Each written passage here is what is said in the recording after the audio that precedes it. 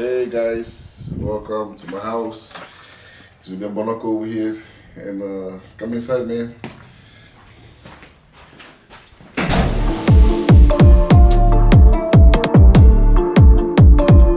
I told you guys, I had some Q&A, and I put it on my Instagram stories, for questions that you wanted to ask me, and I will answer it.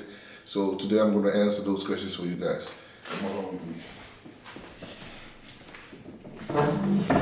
So this will be the first question. How do you keep going? Example, injuries, career, etc.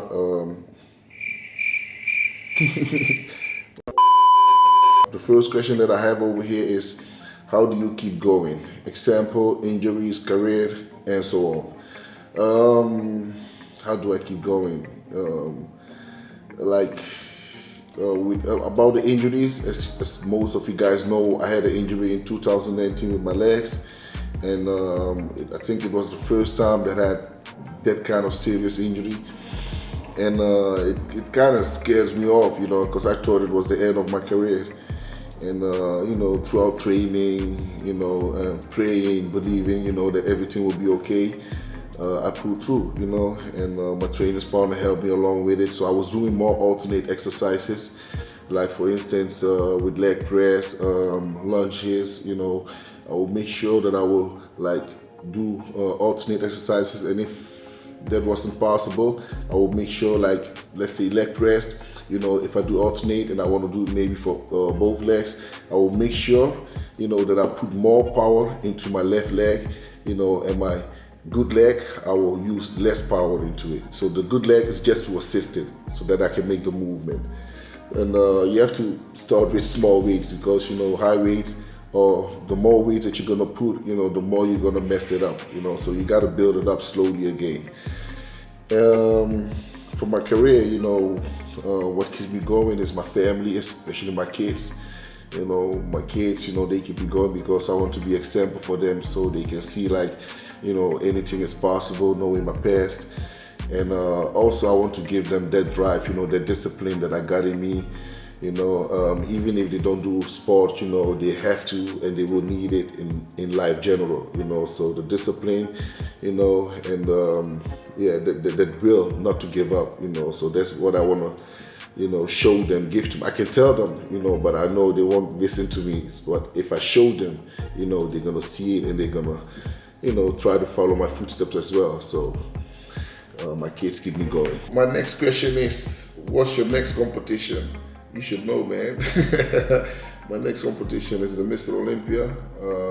That will be in come December, and that will be my next competition. And hopefully, hopefully we win the title this year, with God's willing.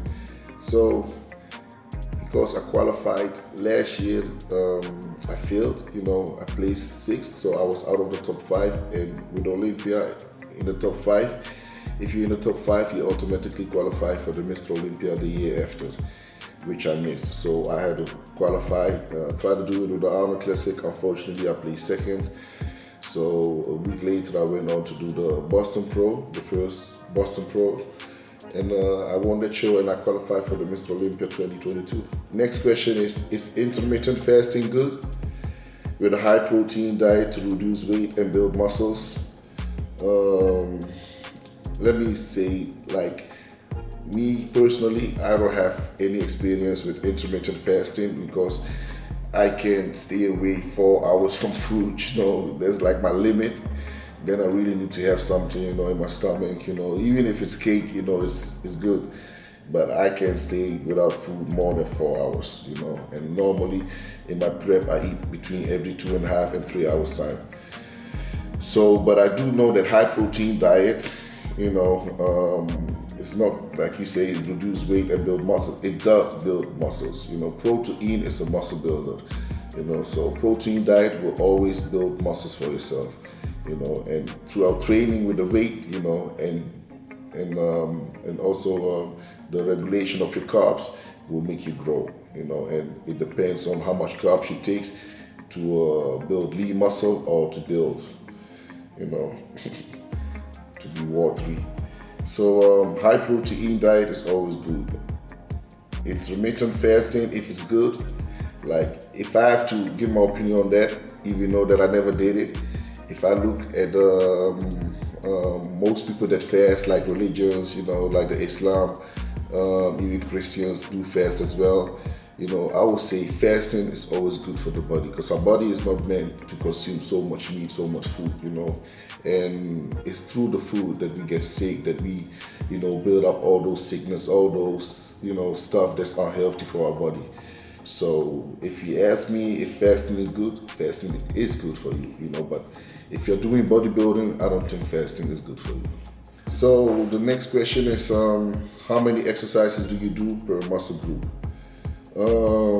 It depends on which muscle group I'm training. If I'm doing legs, I will do more than the usual guy. So, and if I do, like, for instance, chest or shoulders, I will do less. So let's say if I do for my back, I separate my back into thickness and weight, or weight and thickness. So early in the week, I will train my weight, and I will do like maybe like 9 to 10 exercises for weight, and then I will do my biceps. And for legs, I will do more, man. It's about 12 to 14 exercises at times. So, do you prefer morning or evening workouts? Oh, I prefer evening. Yeah, I prefer evening because in the evening I feel more strong. I got my most meal inside as well. So the pump is way much greater, and I can lift heavier. So yeah, I can also lift heavy. Like in the morning. With less meals in my body, but I don't feel the way that I feel at night. Then I don't feel the pump well. So it's like strength-wise, I'm okay, but I just don't feel it. It's not the same. So I would prefer more in the evening because then I got the most meals inside. And if I do for the morning, it will be maybe an ab or maybe a small muscle group, shoulders or something like that, arms, but not a back or a leg. Nah, that will kill me.